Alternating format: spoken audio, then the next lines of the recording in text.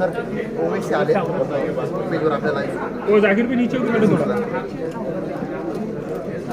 जी, सबसे पहले तो मैं आप सभी लोगों का बहुत बहुत धन्यवाद शुक्रिया अदा करता हूँ कि आज आप लोग इस कॉन्फ्रेंस में आए जिसका टॉपिक था कि situating development of Muslims in Maharashtra. मुसलमानों की महाराष्ट्र के अंदर socio economic education political level के ऊपर क्या हालात है, इसका एक जायजा लेने के लिए ये कॉन्फ्रेंस रखी गई थी और इसमें पूरा डेटा के साथ बताया गया है कि किस तरह से हमारे साथ नाइंसाफियां होती आ रही है।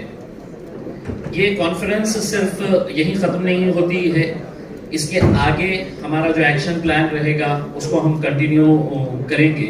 आप लोगों से सिर्फ यही दरखास्त है, यही उम्मीद है कि आप लोग इस कॉन्फ्रेंस के अंदर जो डेटा सबमिट किया गया है कि सिर्फ यहाँ पर हम तकरीरें नहीं किए हैं, यहाँ पर पूरा डेटा के साथ ये बताया गया है कि हमारा एजुकेशन परसेंटेज क्या है, हमारा रिजर्वेशन हम क्यों मांग रहे हैं और आज कोर्ट्स के अंदर क्या हो रहा है, अदालतों के फैसले के बावजूद भी क्या हो रहा है। तो इन मुद्दों के ऊपर ये सब कॉन्फ्रेंस रखी गई थी, बहुत अच्छे तरीके से ये ऑर्गेनाइज की गई थी और इसके आगे भी अब हम ये मूवमेंट को आगे लेकर जाने वाले हैं।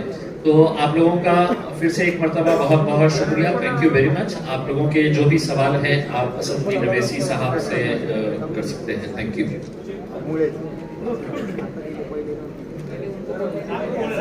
हो गया मेरा आपका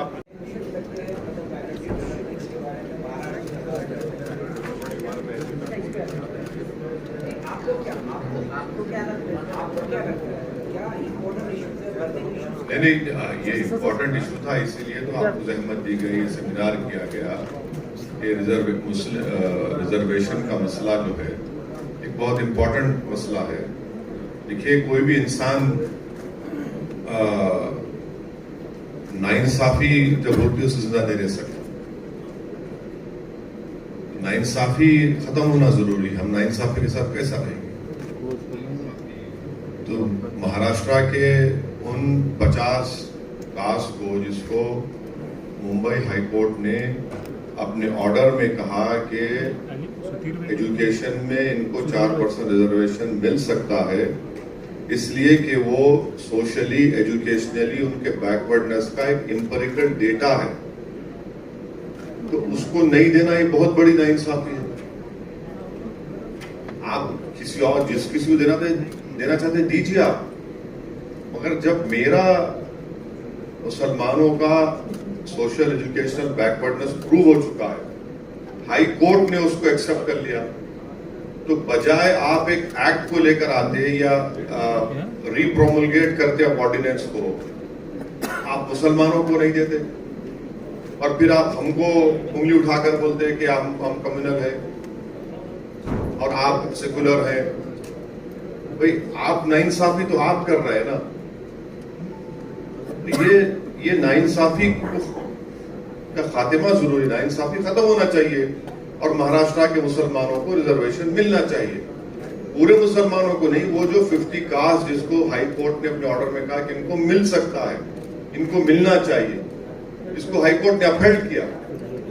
और ये सरकार, चाहे वो बीजेपी शिवसेना की थी, भाजपा शिवसेना की थी, या फिर अब ये 3-in-1 की जो सरकार है,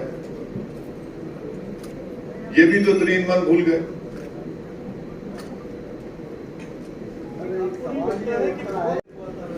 अच्छा,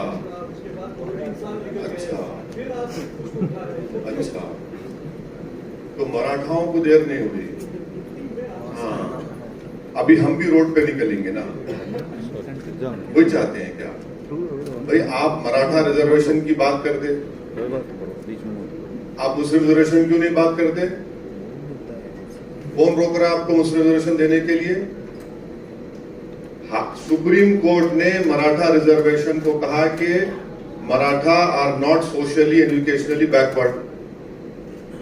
हाई कोर्ट ने कहा कि Muslims are socially educationally backward. आप क्यों नहीं देते भाई? अब तो पार्लियामेंट में एक्ट भी पास हो गया कि स्टेट गवर्नमेंट कर सकती है। हाँ, ये और एक बात है कि 50% लिमिट को ब्रीच करना है, वो कानून पर आप दे सकते हैं ना मुसलमान को। अब दीजिए। देर होने का क्या मतलब है? अगर फर्ज करिए किसी का मर्डर हो जाता है, पूरी फैमिली को खत्म कर देते आप, और केस चलता है 15 साल तक। इस केस में तो खाली 5-6 साल हुए, तब बोलेंगे 6 साल हो गए, केस को छोड़ दो, इंसाफ मत करो। इंसाफ तो होना चाहिए ना, क्योंकि इक्वालिटी जो है संविधान में एक फंडामेंटल राइट है, और इक्वालिटी, सब्सटेंटिव इक्वालिटी की बात संविधान करता है। वो सब्सटेंटिव इक्वालिटी की बुनियाद पर महाराष्ट्र के मुस्लिम कम्युनिटी के उन कास्ट को रिजर्वेशन मिलना जरूरी है।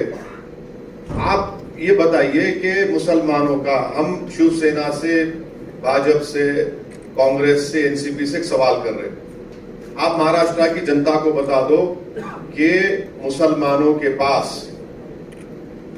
5 एकड़ से ज्यादा कितने परसेंटेज मुस्लिम के पास है? कितने मुसलमानों को बैंक और कोऑपरेटिव सोसाइटी से लोन मिलता, बता दो आप। कितने मुसलमान स्लम में रहते, आप बता दो। कितने मुसलमान ग्रेजुएट होते, आप बता दीजिए। कितने मुसलमान आउट ऑफ स्कूल है, आप बता दीजिए। अब इसको आप बोलेंगे देर हो गई,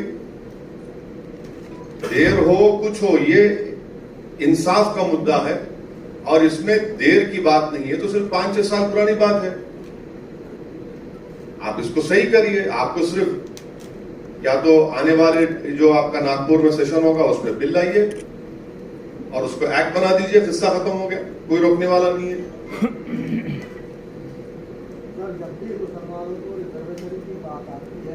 और जिसको बॉम्बे हाई कोर्ट ने अपहेल्ड किया, तो रिलीजन को मत लाइए इसमें।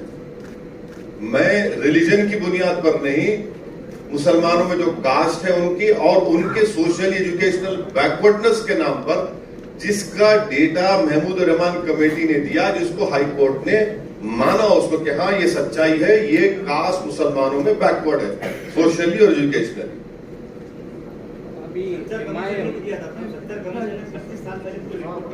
कमेटी थी और सच्चर कमेटी के फाइंडिंग्स आज भी रिलेवेंट है।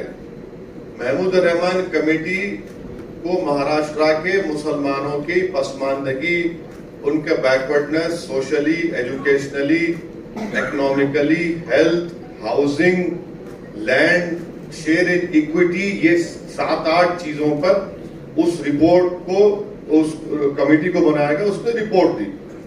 उसके बाद सच्चर के बाद रंगनाथ मिश्रा कमीशन की रिपोर्ट आई, उसके बाद कुंडू कमेटी की रिपोर्ट है, फिर एनएसएसओ का डेटा है, 2011 के सेंसस है। तो ये पूरा एम्पिरिकल डेटा है जिसको कोई देखना नहीं चाह रहा। अल्लाह ताला पूरे महाराष्ट्र में हम करेंगे और पूरे डिस्ट्रिक्ट्स में हम जाएंगे। इसका ऑलरेडी प्रोग्राम का ऐलान कर चुके हैं। ये हमारे लिए एक अहम मुद्दा है। मुस्लिम आरक्षण का महाराष्ट्र के जो मुसलमानों में जो कास्ट है जिनको हाईकोर्ट ने अपहेल्ड किया उनके लिए, और वक्फ प्रॉपर्टीज को, वक्फ की जायदाद का तहफ्फुज हो, उसकी हिफाजत हो, उसका सही इस्तेमाल हो, ये 2 अहम इश्यूज हैं जिसके लिए हम लोग प्रोटेस्ट भी करेंगे, पब्लिक अवेयरनेस प्रोग्राम भी चलाएंगे, और पूरे महाराष्ट्र में हम ये शुरू कर रहे हैं, शुरू भी हो चुका है और करते रहेंगे। पूरे options are on the table. बिल्कुल। ये नए काम के लिए कुछ ऐसी बातें आपके साथ जुड़ रहे हैं? कौन जुड़ रहे हैं? आप एक बिल डालो मुसलमानों के लिए, बोल दो ना।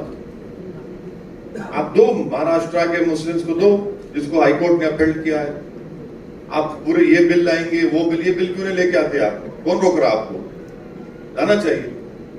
अगर नागपुर सेशन में ये बिल नहीं आता तो नागपुर सेशन में अगर ये बिल नहीं आता, लड़ाई चलेगी, लड़ाई चलेगी। नागपुर जाएगा मोर्चा? नहीं, लड़ाई, अरे पूरे महाराष्ट्र में जाएगा। क्यों नागपुर के तक मुद्दा आप रोक दे रहे हो? पूरे महाराष्ट्र में जाएंगे, लड़ाई चालू रहेगी। हम अपना प्रोटेस्ट करेंगे, डेमोक्रेटिक राइट है, पीसफुल प्रोटेस्ट करेंगे।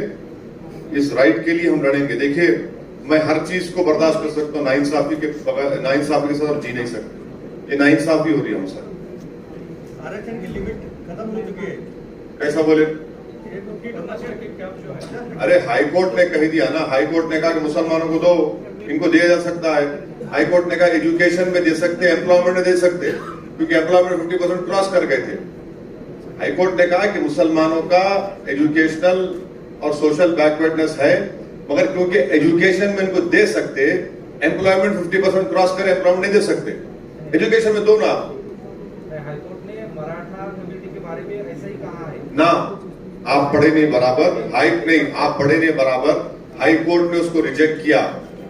सुप्रीम कोर्ट ने कहा कि इनका सोशली एजुकेशनली बैकवर्ड नहीं है। हाई कोर्ट ने मुसलमानों को दिया, मराठाओं को भी दिया है, वो सुप्रीम कोर्ट नहीं ने दिया है। नहीं हाईकोर्ट ने देने के बाद देखिए, हाई कोर्ट सुनिए मेरी बात सुनिए। हाई कोर्ट में मुसलमानों का अपेंड किया, मराठाओं का बोला कि ये इनका डेटा नहीं है, तो इन्होंने बिल लेकर आए असेंबली में। कोर्ट की बात करो आप, कोर्ट की बात करें आप, बिल लेकर आए और बिल लेकर मुसलमानों का लेकर नहीं आया, और फिर उसको चैलेंज हुआ, सुप्रीम कोर्ट गया। वो सुप्रीम कोर्ट ने कहा कि ये लोग सोशल एजुकेशनली बैकवर्ड का डेटा नहीं दे सके, प्रूव नहीं कर सके। मुसलमानों का तो डेटा प्रूव हो चुका है। अभी पार्लियामेंट में खड़े होकर बहुत बड़ी बातें किए ना, अभी तो सर मराठा रिजर्वेशन के लिए उस तरह मुस्लिम रिजर्वेशन के लिए आप भी प्राइम मिनिस्टर को मिलेंगे क्या? प्राइम मिनिस्टर के पास जाने का ही नहीं है, यहाँ करने का है। नहीं, यहाँ पे बीजेपी सुनो आप, अपोज करती है। अरे आप समझ रहे नहीं मेरी बात को। बीजेपी का तो अपोज रहता है ना सुनो, आपको यहाँ देने में कौन रोक रहा? स्टेट का मसला है, दे दो ना। यहाँ पे तो यूनिटी नहीं है ना। अरे मराठा रिजर्वेशन के लिए सारी पार्टियां ना देखिए, वो हम यही चाल चल रहे लोग, ये 3 in 1 पार्टी जो है चाल चल रही। एक साथ तीनों मिलकर शादी कर लेके हम समझ रहे कि हम आप नहीं मालूम क्या कर रहे हैं। आप कर सकते हैं, यहाँ पर आप करिए। नवाब मलिक स्टेटमेंट देते हैं तो बीजेपी उसको अपोज करती है। अब वो अपोज करती है तो बहुत सी चीजों अपोज करती है बीजेपी। तो आप क्या नहीं ऐसा हुआ तो फिर क्या, जो बीजेपी बोलेंगे सुनेंगे क्या? आप सत्ता में हैं, आप इंसाफ करिए। आपको कौन रोक रहा है इंसाफ करने से? और ये कब से शुरू हो गया? बीजेपी बोली तो हम ये नहीं कहते, तो बीजेपी जो बोली करेंगे क्या लोग? तो बीजेपी को बिठा लो सरकार में, फिर आप ऐसा है तो। प्राइम मिनिस्टर से बात नहीं करेंगे। अरे प्राइम मिनिस्टर से पार्लियामेंट में बोलेंगे, सबको बोलेंगे, या तो आपको करना है ना, यहाँ आप कर सकते, कर दो आप। लेकिन सर इस मामले में आप जो मोर्चे हाँ, इसका कनेक्शन पॉलिटिकल कनेक्शन बताया जा रहा है। अरे आप लोग, अरे रुको, जिसने नहीं पूछा है, मगर आप लोग यूनाइट हो जाओ पहले आप लोग यूनाइट हो जाओ, इसके बाद नांदेड़ में जो हुआ है उसका कनेक्शन पॉलिटिकल कनेक्शन ऐसा बताया जा रहा है क्योंकि अभी इलेक्शन आ रही है। देखिए, जहां तक वायलेंस हुआ, मैं उस वायलेंस का कंडेम करता हूं। वायलेंस नहीं होना चाहिए, बिल्कुल वायलेंस नहीं होना चाहिए। मैं अपने स्पीच में भी इसका जिक्र किया हूं, और मैं आज के प्रेस कॉन्फ्रेंस के जरिए अमन की अपील पहले भी क्यों आज भी कर रहा हूं। और पीस एसेंशियल है, सबके लिए पीस एसेंशियल है, और पीस बरकरार रहना चाहिए, अमन को मजबूत करना चाहिए। और ये क्यों हुआ, ये तहकीकात करनी चाहिए, क्यों किसका डिरेलिक्शन हुआ और कैसे इस तरह की हरकतें हुई, ये सब इसका जांच होनी चाहिए। अभी ऐसी चर्चा हो रही है कि इसमें डायरेक्ट इंडायरेक्ट पॉलिटिशियंस ये मालूम हो जाएगा पूरा। आप ही की तरह रजा अकादमी को भी भाजपा की बी पार्टी कहते हैं। नहीं, भारत में ये टीम का मसला खाली हमारा है, मेरा राइट है, किसी का भी नहीं। इंटेलेक्चुअल राइट मेरा है, और आपका भी नहीं, किसी का भी नहीं, मेरा रहेगा इंशाल्लाह। अभी थोड़ा हम ए टीम हो गए, 20 से तरक्की हुई अल्लाह के करम से, ए टीम हो गए। दंगों के नाम से रजा अकेडमी के लोगों को अरेस्ट किया जा रहा है हमारे गाँव में। अब वो सब अब आप रिजर्वेशन को उधर लिख जा रहे हैं आप, अब वो छोड़ दो उसको। अब मैं वायलेंस का कंडेम करता हूँ। नहीं, अब मैं नहीं, वो देखिए प्लीज उसमें मत लिख जाइए। मैं वायलेंस का कंडेम करता हूँ और करता रहूँ। लेकिन अब बीमारी भी पता चल रही है और किस तरीके से जाना है वो भी पता चल रही है। लेकिन आपने जो कहा कि 11% इकट्ठा नहीं है, तो ये होता है कि जब आप हर चीज को जब पूरा उसको मुकम्मल करना है आपको, तो यूनिटी तो जरूरी है। लेकिन not only in Muslims but overall पूरा इंडिया में जितना भी सबल्टन जो है या मार्जिनलाइज पीपल है, किसी भी तबके के लिए, उसमें लीडरशिप थ्रेट बहुत बड़ी बात है। तो ये लीडरशिप थ्रेट का मसला जो है हल तो नहीं निकले, नहीं, देखिए, नाइंसाफी के खात्मे के लिए जो सरकार है, जो सत्ता में है, उनकी कॉन्स्टिट्यूशनल जिम्मेदारी होती है कि वो अपने डिसीजन से इस डिस्क्रिमिनेशन का, इस इनजस्टिस का खात्मा करें। रहा सवाल लीडरशिप का, तो एक बात ये समझना चाहिए कि आज अगर डिस्क्रिमिनेटेड और वीकर सेक्शंस के पास लीडरशिप नहीं है, तो इसका हरगिज मतलब ये नहीं है कि ये लोगों में इतनी ताकत नहीं है कि वो किसी सरकार को गिरा सके वोट के जरिए। नहीं, सुनिए, लीडरशिप देखिए, राजभर जी ने आपका साथ छोड़ दिया।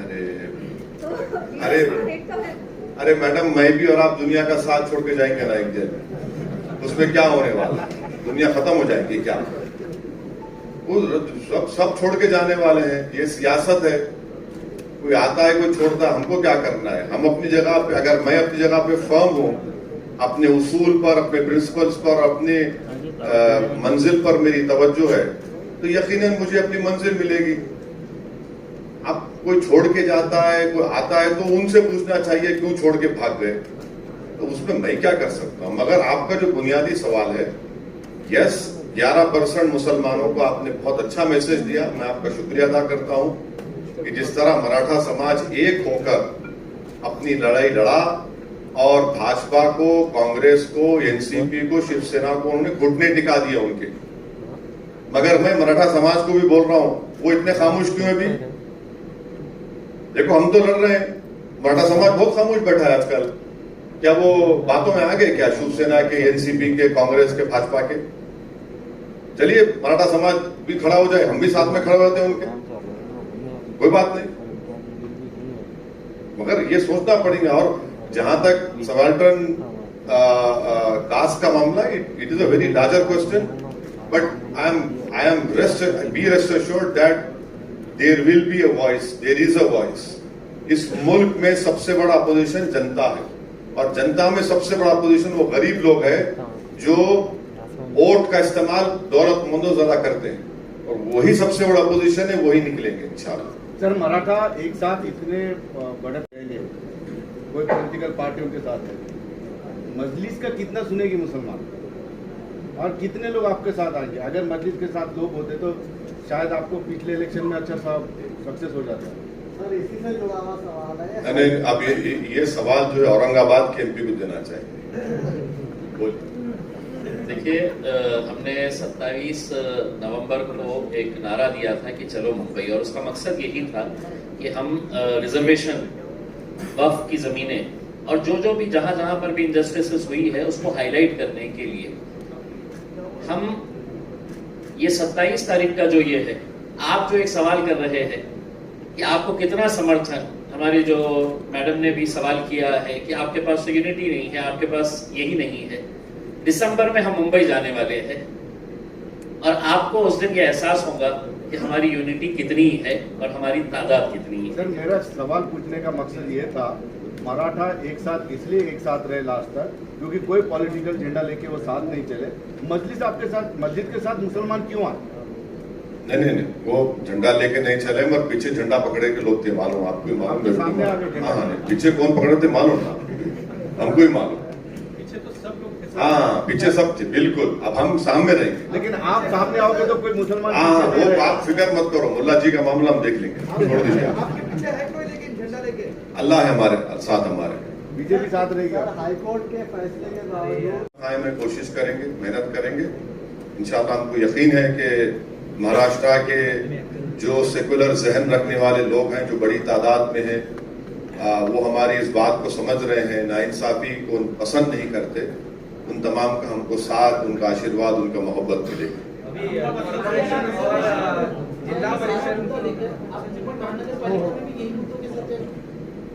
नहीं, ये मुद्दा जो है एक बहुत बड़ा मुद्दा है, तो इस मुद्दे को लेके आगे बढ़ेंगे। पूरे महाराष्ट्र के मुसलमानों का मुद्दा है, इसको लेकर आगे बढ़ेंगे। इसको सिर्फ पॉलिटिक्स से मत जोड़ दीजिए आप, प्लीज।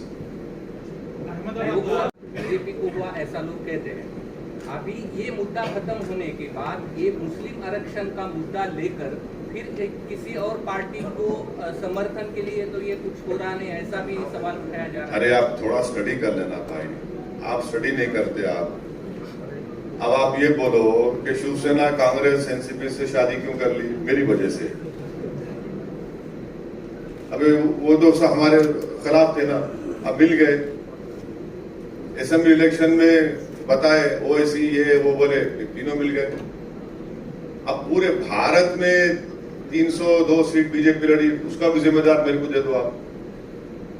अब ऐसा हो गया तो ऐसा बहुत मुश्किल हो जाएगा ना, हर चीज के लिए आप बनेंगे नहीं। ओएसी जिम्मेदार है, एमआईएम जिम्मेदार है, पब्लिक देख के सुन के बोलती भाई इन्हें क्या क्या जिम्मेदार है, किस चीज का जिम्मेदार है।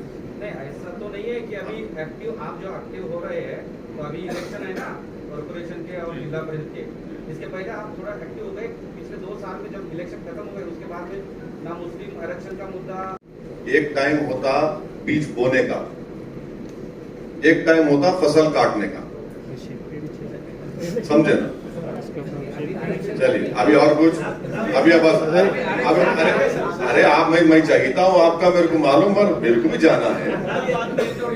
अरे आप ये एक आदमी 3 सवाल कर रहे, थोड़ा बचा के रखो आइंदा के लिए, फिर आप अहमदाबाद का जो निर्णय हुआ है कि अहमदाबाद में रास्ते के ऊपर जो मटन हो या अंडा हो बेचा नहीं जाएगा, तो इसके ऊपर आप क्या कहना चाहते हैं? अगर वहाँ सक्सेस हो गया तो देश के दूसरे इलाकों में भी लगाया जाएगा?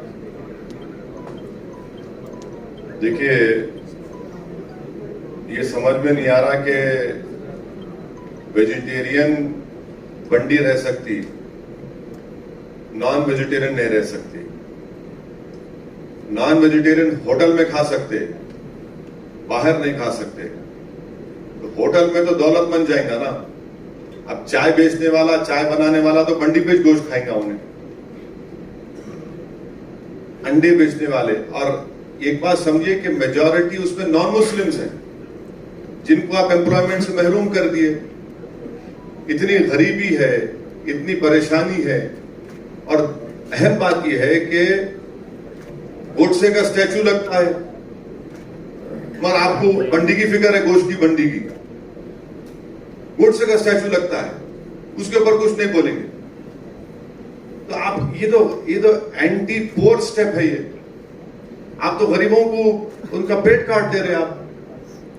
आप ये बोल रहे हैं कि हाँ जिसमें पैसा है गाड़ी में जा, होटल में बैठ के खा, जो बंडी पे गरीब है नहीं खा सकता। तो गलत है बिल्कुल ये।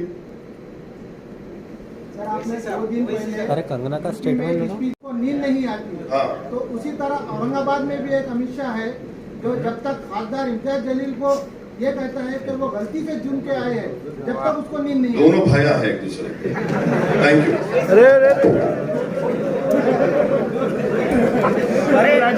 अरे भाई तो फारूक भैया